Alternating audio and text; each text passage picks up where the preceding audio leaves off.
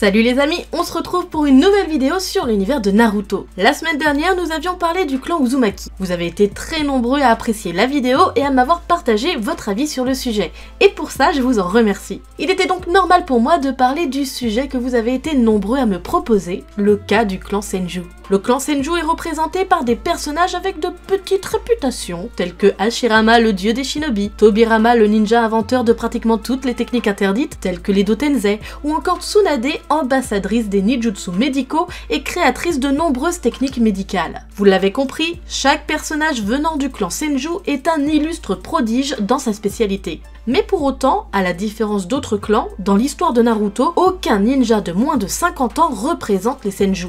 Les seules informations que nous avons, c'est que Tsunade en est possiblement la dernière représentante connue. On se rappelle, lors de ce hors-série qui nous présentait l'histoire de la relation entre Hashirama et Madara, que le clan Senju était aussi développé que celui de son adversaire.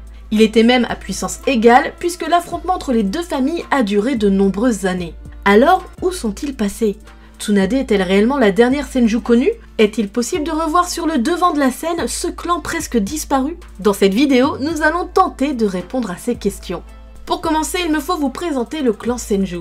Le clan Senju était l'un des clans les plus puissants de l'époque qui avait pour chef le redoutable et unique utilisateur naturel du Mokuton, Hashirama Senju, qui devint plus tard le premier Hokage. Ils avaient pour rivaux le clan Uchiwa dont leur chef, Madara Uchiwa, fut le plus grand et unique rival d'Hashirama Senju. Ils furent à l'origine de la création du village caché de la Feuille avec le clan Uchiwa. Il fut également révélé qu'ils auraient des liens de parenté éloignés avec le clan Uzumaki. Le clan Senju descend du second fils de l'ermite Rikudo, qui reçut le corps du sage, héritant ainsi de sa force, de sa volonté et de son énergie physique. Il croyait que pour maintenir la paix, l'amour était nécessaire. Le sage favorisait les idéaux de son fils cadet à ceux de son fils aîné qui croyait que seul le pouvoir pouvait apporter la paix. Par conséquent, l'ermite Rikudo sur son lit de mort choisit son fils cadet Ashura comme successeur. Le fils aîné, Indra, jaloux et haineux de ne pas être l'héritier de son père, dont ce droit lui revenait à juste titre, provoqua son frère cadet en duel et une haine inconditionnelle exista entre eux dès lors, se transformant en malédiction car cette haine exista toujours au fil du temps à travers leurs deux clans respectifs, ce qui entraîna d'incessantes guerres dues à l'amère rivalité réciproque qu'il y avait par la suite entre les Senju et les Uchiwa. Le clan Senju acquit sa renommée pendant les incessantes batailles entre les clans avant la fondation des 5 grands villages ninja pour leur maîtrise absolue de tous les arts ninja, ninjutsu, le taijutsu et le genjutsu qui leur valut d'être craints et respectés par tous les autres clans. Le membre le plus célèbre du clan était, comme je vous l'ai dit, Hashirama Senju avec son Kekken Genkai unique, le Mokuton, l'art de manipuler le bois, qui donna même au clan le surnom du clan Senju de la forêt. Et sa capacité à manipuler les bijou faisait de lui le ninja le plus puissant de son époque. La place du clan Senju, en tant que clan le plus puissant du monde shinobi, n'était pas contestée, mais il y avait un clan qui réussissait à leur faire défaut, le clan Uchiwa. Chaque fois qu'un clan embauchait et payait les shinobi du clan Senju en tant que mercenaires pour les protéger ou pour attaquer un clan adverse, ce dernier engageait les membres du clan Uchiwa et vice versa. Cela conduit à une rivalité constante entre les deux clans et plus précisément entre les deux dirigeants de ces clans, Hashirama et Madara. Le clan Senju finit par dominer progressivement le clan Uchiwa au fur et à mesure des batailles. Toutefois, dans un monde de guerre incessante, Hashirama avait un rêve de paix et un grand amour pour ses semblables.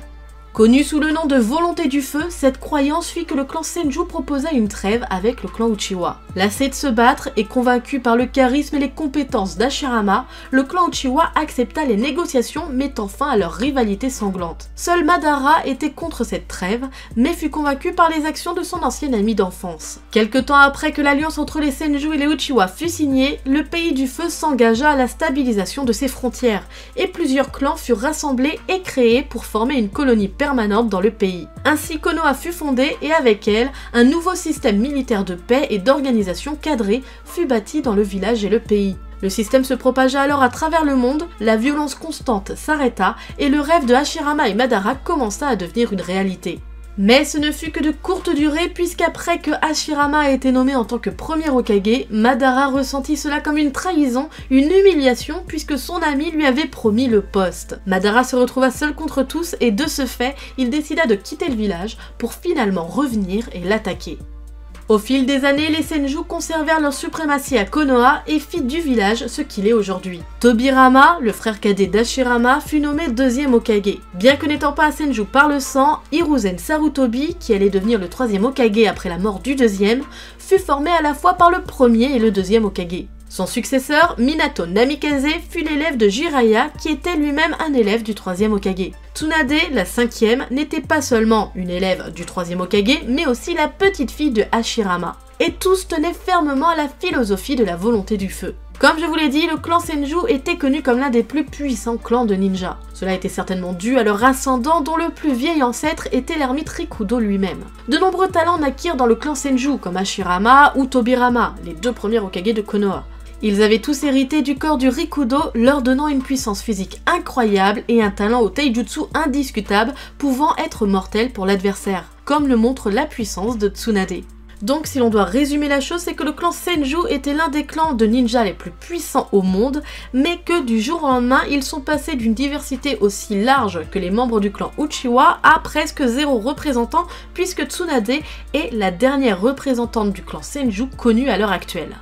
Donc à partir de là, il nous est naturel de nous poser une question. Déjà d'une, comment ça se fait qu'il n'y a plus de représentants? Et de deux, est-il possible qu'à l'heure actuelle, dans la licence, le clan Senju soit de nouveau représenté par des personnages qui viendraient dans le récit?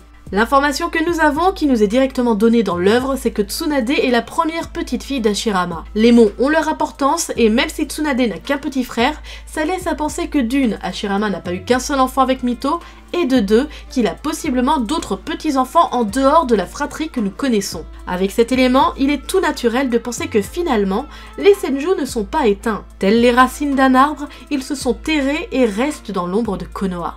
Ce n'est pas parce que ce sont des Senju qu'ils sont obligatoirement des ninjas. Et là je sais que certains vont venir en commentaire pour me dire que c'est impossible puisque à la création de Konoha on voit bien que le clan Senju est rempli par des ninjas. Certes, mais c'était aussi le cas pour les Uchiwa et avant leur extermination on a bien vu qu'au sein du village, au sein du clan, il y avait des personnes qui n'étaient pas des ninjas. C'était des gens lambda. Donc c'est totalement possible que ce soit la même chose avec le clan Senju. Prenons par exemple les Sarutobi.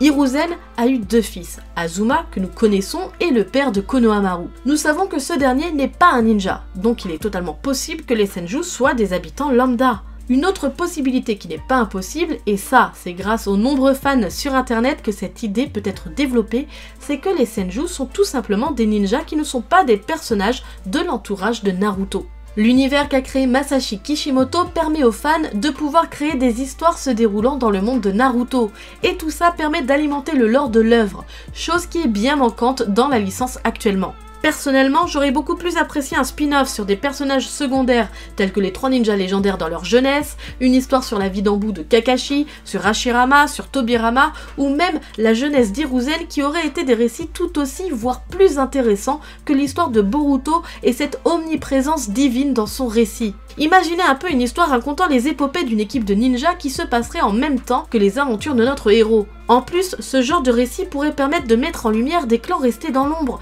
tels que les Aburame, les Inuzuka, les Hyuga et même les Senju. Je pense honnêtement qu'il aurait été largement possible d'écrire un récit en mettant ces personnages, ces clans de l'ombre en avant, sans avoir besoin de remettre en avant les Otsutsuki et ainsi rompre totalement la possibilité d'intégrer des personnages classiques. C'est là qu'est le problème de l'histoire de Boruto. Le niveau de puissance est si élevé et extraordinaire qu'il rend le lore totalement inutile et inexistant. Mis à part Boruto, Naruto et Sasuke, aucun personnage ne peut être en mesure de combattre les antagonistes de l'œuvre.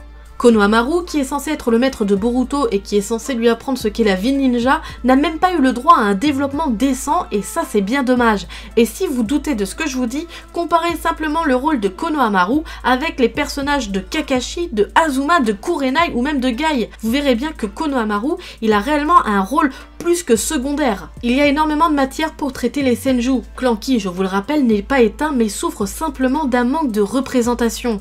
Et on pourrait voir ses membres faire un grand retour dans l'œuvre, mais seulement ce ne sera pas dans le récit Boruto. Les dernières actualités de la licence nous informent qu'il y aura des adaptations manga des différents romans qui sont sortis, réalisés par les anciens assistants de Kishimoto. Et ça, c'est déjà une très bonne nouvelle et en plus c'est peut-être un premier pas pour construire un réel univers, un réel lore autour de la licence Naruto. On pourra peut-être un jour voir des récits qui se passeront à côté de l'histoire originale de Naruto avec des nouveaux personnages qui viendront des différents clans. Et ça, c'est vraiment une bonne nouvelle et on a énormément d'espoir là-dessus. Mais pour l'instant, si vous souhaitez voir du contenu sur différents personnages de l'univers de Naruto, sur différents clans, etc., eh bien, hélas, il va falloir vous tourner vers l'univers de la fanfiction réalisée par les fans de la licence. Cette vidéo sur le clan Senju touche à sa fin, j'espère qu'elle vous aura plu.